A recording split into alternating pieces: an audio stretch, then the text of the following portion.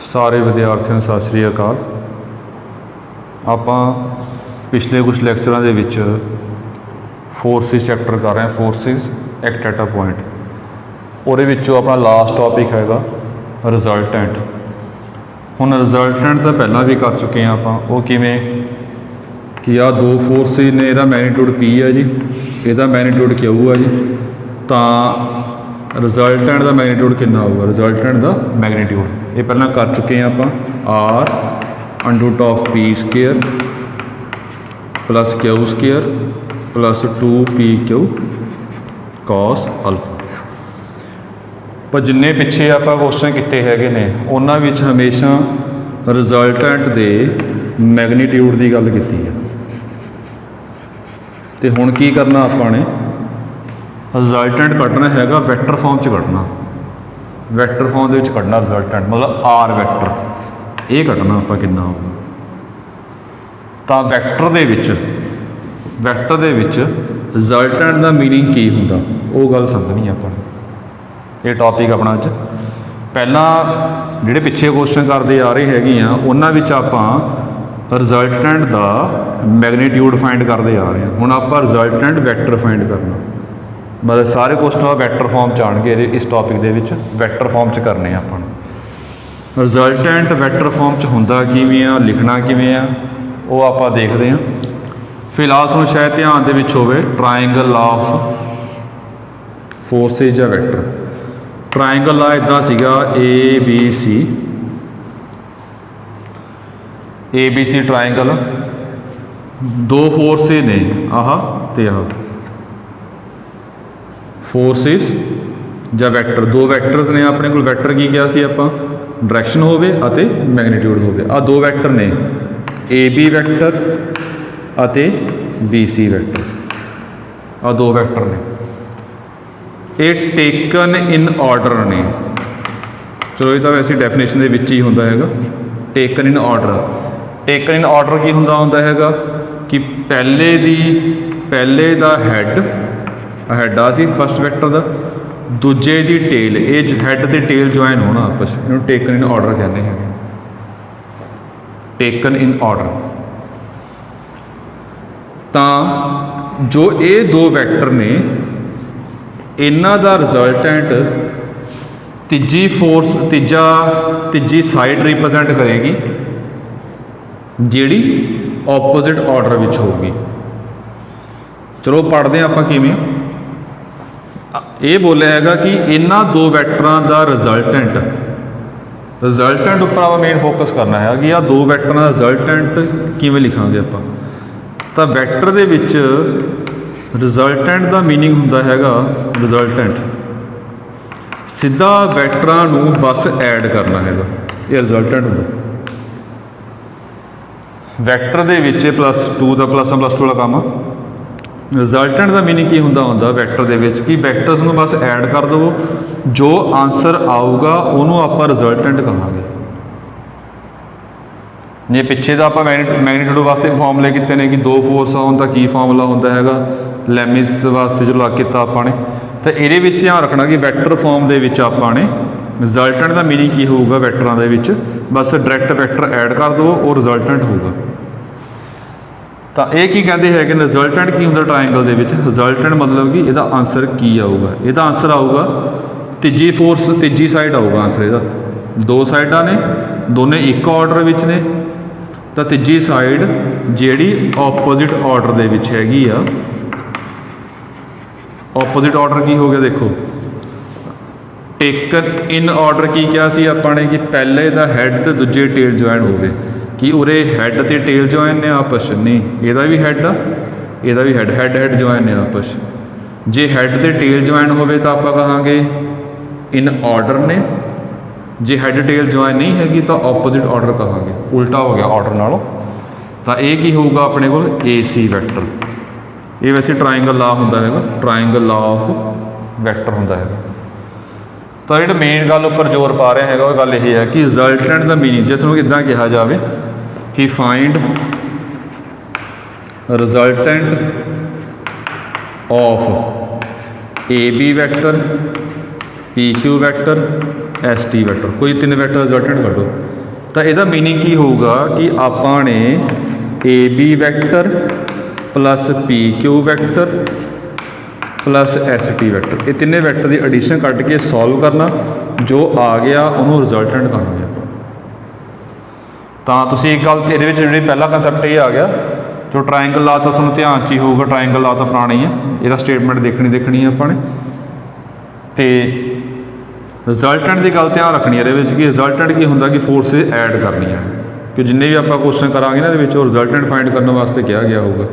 तो रिजल्ट का मीनिंग की होगा, जिन्ने वैक्टरां का आप रिजल्टेंट कढ़ने वास्ते कहा सारे ऐड कर देवांगे, इनू सॉल्व करांगे, जो आ गया उन्होंने आप रिजल्टेंट कहांगे, उन्होंने आप रिजल्टेंट कहांगे। तो ये टॉपिक दे विच एक काफ़ी इंपॉर्टेंट थ्योरम हैगी है, पेपर 'च बहुत बारी आई हुई है, ये आप प्रूफ ही करना वह थ्योरम का, तो स्टेटमेंट तो आप याद करनी है। तो स्टेटमेंट की हैगी आ, वो हैगी आ जी लैम्डा म्यू थ्योरम, ये बहुत इंपॉर्टेंट है जी। मैं स्टेटमेंट पढ़ रहा हैगा, स्टेटमेंट तुसी भी देख लो जी।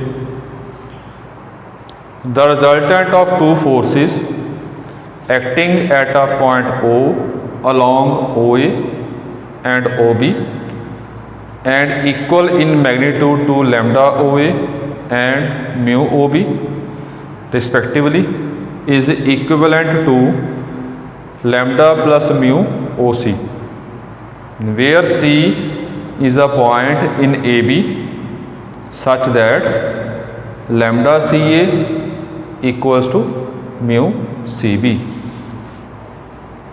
तो देखो की कहा उन्होंने, मैं डायग्राम बना रहा,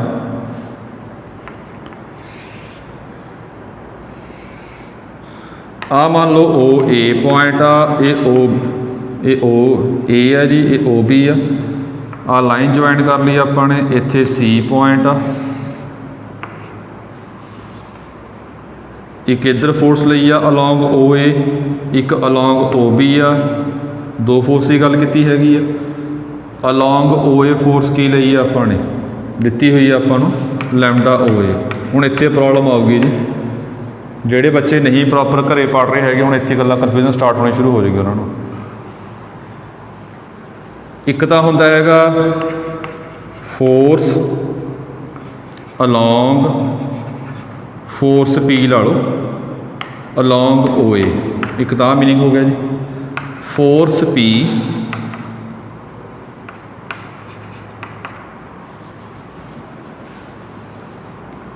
represented by force P represented by magnitude and direction of OA। ਹੁਣ ਇੱਥੋਂ ਅੱਗੇ ਕਨਫਿਊਜ਼ਨ ਸਟਾਰਟ ਸ਼ੁਰੂ ਹੋ ਜਾਣੀ ਹੈਗੀ ਆ, ਕਿਉਂਕਿ ਤੁਸੀਂ ਪ੍ਰੋਪਰ ਘਰੇ ਕੰਮ ਵੀ ਨਹੀਂ ਕਰ ਰਹੇ ਹੈਗੇ। ਜਿਹੜੇ ਕੰਮ ਕਰਨਗੇ ਉਹਨਾਂ ਨੂੰ ਇੰਟਰਸਟ ਬਣੀ ਜਾਊਗਾ ਜੀ। ਹੁਣ ਅੱਗੇ ਲਿੰਕ ਪੁਰਾਣਾ ਯੂਜ਼ ਹੋਈ ਜਾਊਗਾ। फोर्स P अलॉन्ग OA तो force represented by magnitude and direction of OA, तो उरे P वैक्टर नूं कहांगे दूजे विच OA वैक्टर। ये क्यों कहांगे आपां पिछले लैक्चरां विच आपां कर चुके हैं। उरे P OA वैक्टर नहीं कह सकते, P वैक्टर नूं आपां OA वैक्टर नहीं कह सकते। ये तुहाडा अपना काम है, तुसीं आप देख लिओ। ये पिछे कर चुके हैं आपां।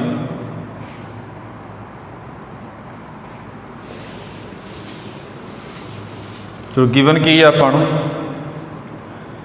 इहदे अलॉन्ग फोर्स तो मैग्नीट्यूड कितना हैगा उहदा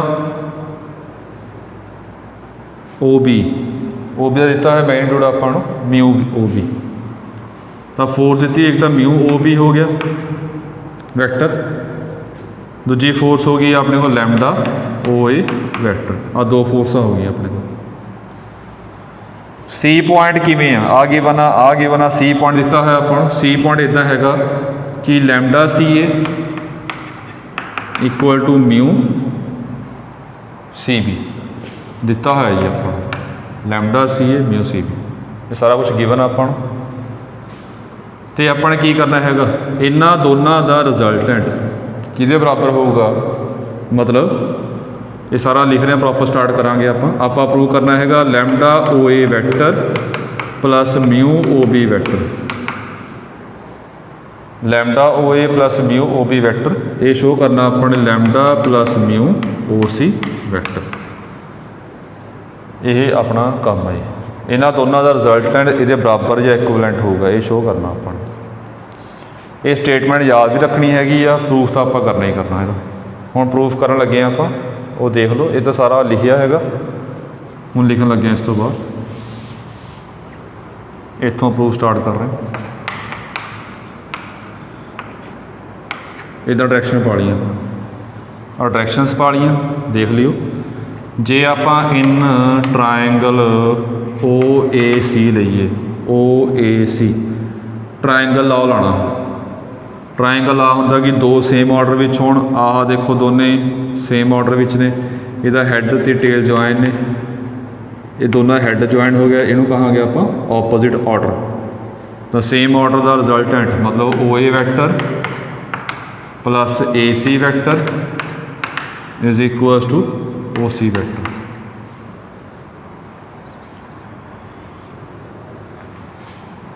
इनू आप रख लो इदी, फिर इन ट्रायंगल लवांगे आप, दूजा ट्रायंगल लिया O B C, O B C, O B vector plus B C vector is equals to O C vector. ये दोनों सेम ऑर्डर विच ने, ये ऑपोजिट ऑर्डर विच आ, एडिशन बराबर होगी उन्होंने, वो देख लियो। हुण की प्रूव करना है, जो प्रूव करना वो ध्यान च रख रहे हैं जी। आप प्रूव करना सी lambda O A vector plus mu O B vector is equals to lambda plus mu O C vector, ये शो करना सी। मतलब ओ ए वैक्टर नाल की आ रहा, लैम्डा आ रहा, इनू आप लैम्डा मल्टीप्लाई कर लो सारे, ये लैम्डा मल्टीप्लाई किया lambda O A vector, lambda A C vector, lambda O C vector, numbering 1 पा लिया। ओ बी नू मल्टीप्लाई करना आपने म्यू नाल, इनू म्यू नाल मल्टीप्लाई कर लो, mu O B, mu B C, mu O C vector, ये आ गया जी अपना। हुण जो प्रूव करना वो देख के चलना बस अपने। हुण दोने ऐड करने ने, ये दोने ऐड कर लवो जी, ऐड 1 एंड 2, ये ऐड किया lambda O A vector plus ये आ गया lambda A C vector plus ये आ गया mu O B vector plus mu B C vector. इनू सीधे ही ऐड कर लेने दोनों के विचों, ओ सी वैक्टर कॉमन निकल जाएगा जी, ये बन गया lambda plus mu O C vector. हुण गौर ना देखो, अपना आंसर लगभग आ ही गया, ये चीज़ तो प्रॉपर बन गई, देखो ये बन गई प्रॉपर। बस फर्क की हैगा, एक तो आह टर्म एक्सट्रा आ रही है, एक आह टर्म एक्सट्रा आ रही है। किसी तरीके नाल जे ये दोनों कैंसल हो जाना फिर अपना आंसर आ जाएगा। ये कैंसल करने वास्ते आपको गिवन की गिवन है, नंबरिंग आप 3 पा के रख लेने। नाउ अपनों कंडीशन गिवन सीगी लैम्डा इंटू सी ए म्यू इंटू सी बी, ये बराबर ने। हुण वैसे ही अगे पहला काम किया है आपने, थोड़ा रिपीट करवाना पऊ समझाने वास्ते। ये पहला किया सी लास्ट लैक्चरां दे विच आपने कि ਇਹਦਾ मतलब की होगा, फस्ट लैक्चर कराया सी आपने। ਇਹਦਾ मतलब की है कि ए ते बी की डायरैक्शन की होगी,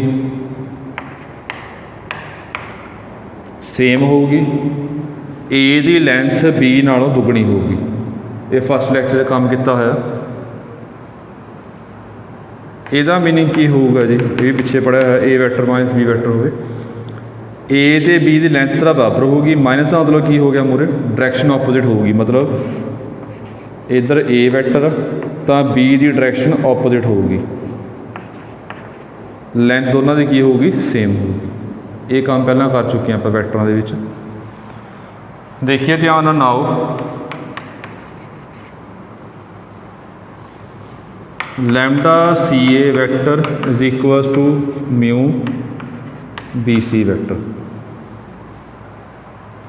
यह गल हुण समझनी है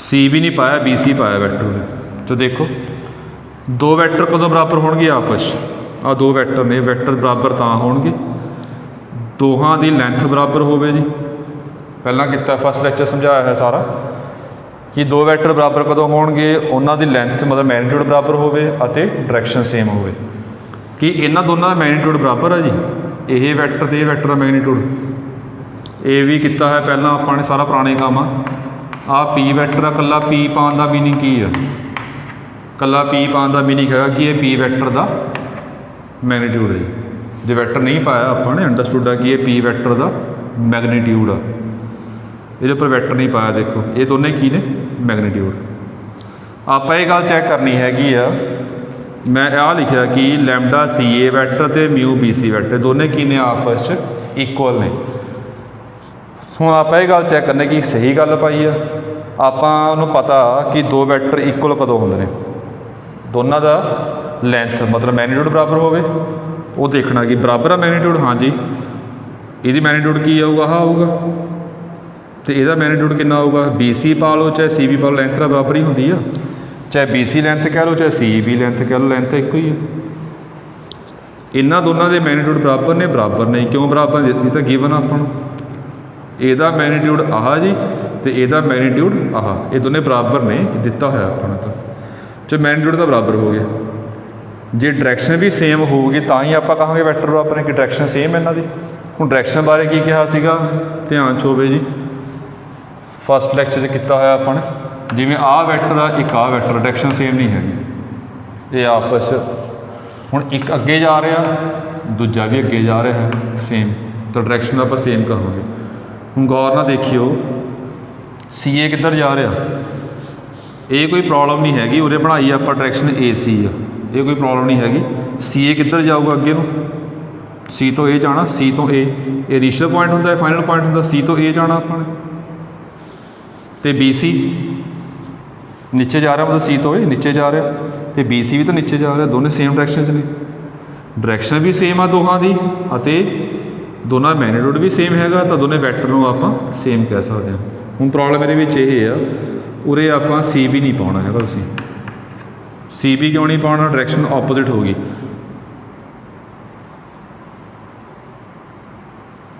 चलो इतना इदा ही पा लो ये तो ए सी किधर जाएगा नीचे सी ए सॉरी सी ए नीचे में जाएगा तो सी बी ऊपर डायरैक्शन सेम चाहिए तो वैक्टर सेम होंगे डायरैक्शन भी सेम हो प्लस मैग्नीट्यूड भी सेम हो जी तो इस करके हो रहे आप बी सी पावांगे हुण डायरैक्शन भी सेम हैगी तो मैग्नीट्यूड भी सेम आ हुण एक गल होर देखनी है माइनस का मीनिंग की होंदा हैगा जिवें A vector is equal to minus B vector minus का मतलब होंदा कि डायरैक्शन ऑपोजिट आ ये गल देख लियो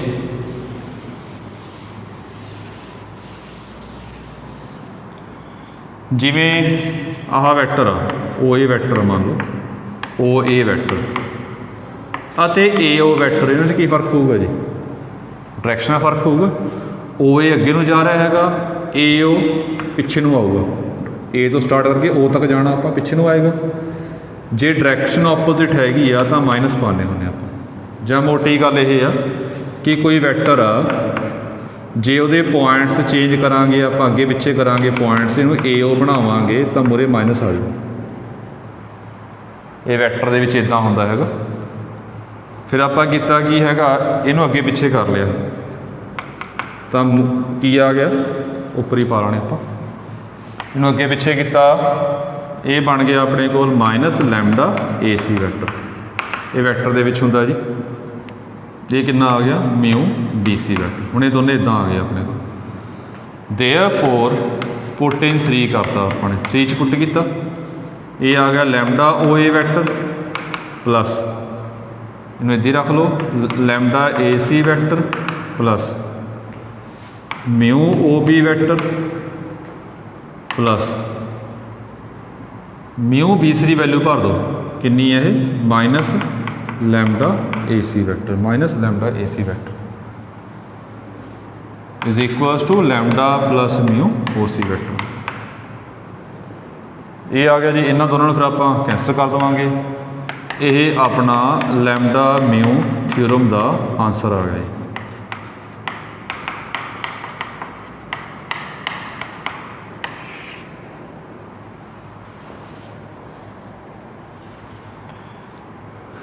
ये थ्योरम काफ़ी इंपॉर्टेंट है जी, मेरा प्रूफ पेपर से काफ़ी बारी आया हुआ है, ये तुसीं देख लियो। इत्थों एक रिजल्ट बनाना आपने, रिजल्ट बनाना जी वो करन लगे हैं।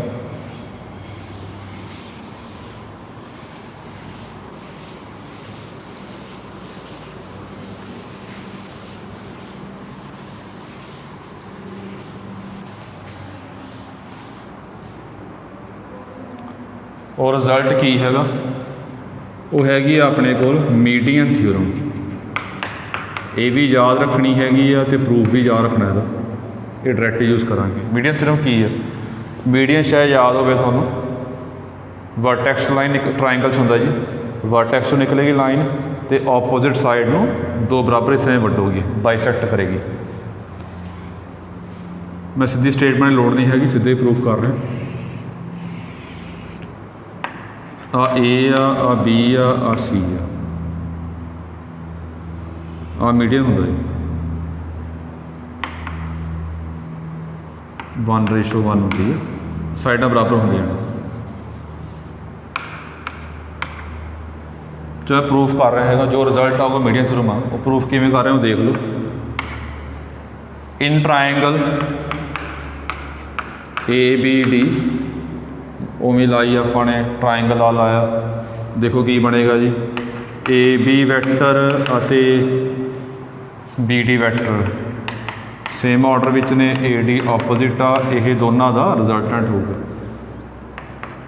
फिर इन ट्राइंगल लिया अपने ए डी सी, ये ए सी तो सी डी, ए सी वैक्टर अते C D vector is equals to A D vector, ये बराबर होना। दोनों ऐड कर लिया, ऐड 1 एंड 2 दोनों ऐड किया, ये आ गया A B vector plus B D vector A C vector plus C D vector, ये कितना बन गया 2 टाइम्स ए डी वैक्टर। जे गौर नाल देखिए आप हेयर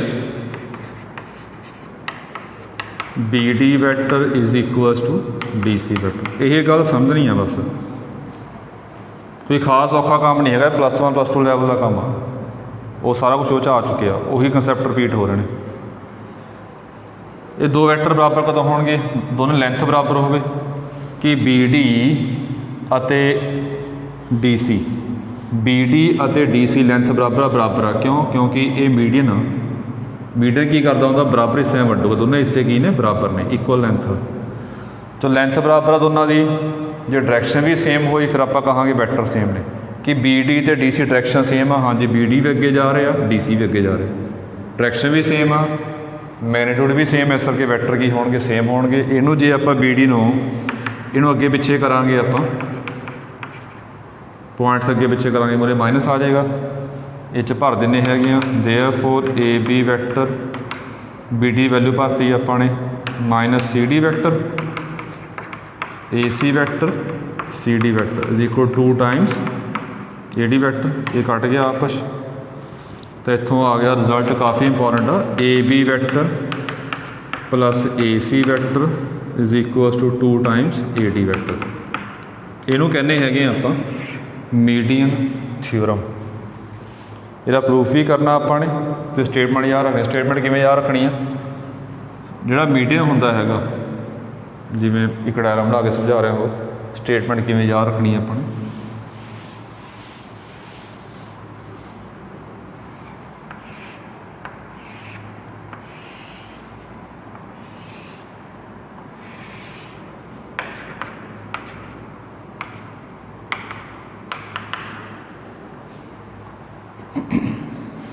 ਆ ਮੀਡੀਅਨ ਆ, ਮੰਨ ਲਓ ਆ ਸਾਈਡ ਬਰਾਬਰ, ਲੈਂਥ ਬਰਾਬਰ, ਆ ਵੀ ਲੈਂਥ ਬਰਾਬਰ ਨੇ, ਤਾਂ ਮੀਡੀਅਨ ਥਿਓਰਮ ਕਿਵੇਂ ਲਾਉਣੀ ਆ ਆਪਾਂ ਨੇ। ਇਹ ਮੀਡੀਅਨ ਕਿੱਥੋਂ ਨਿਕਲ ਰਿਹਾ, ਕਿਹੜੇ ਦੋ ਸਾਈਡਾਂ ਵਿੱਚੋਂ ਨਿਕਲ ਰਿਹਾ, ਇਹ ਮੀਡੀਅਨ BD ਮੀਡੀਅਨ ਕਿਹੜੀਆਂ ਦੋ ਸਾਈਡਾਂ ਵਿੱਚੋਂ ਨਿਕਲ ਰਿਹਾ, ਇੱਕ BC ਚੋਂ ਨਿਕਲ ਰਿਹਾ, ਇੱਕ BA ਚੋਂ ਨਿਕਲ ਰਿਹਾ, ਤਾਂ BC vector plus BA vector, BC plus BA vector, ਇਹ 2 ਟਾਈਮਸ BD ਵੈਕਟਰ ਹੋਊਗਾ।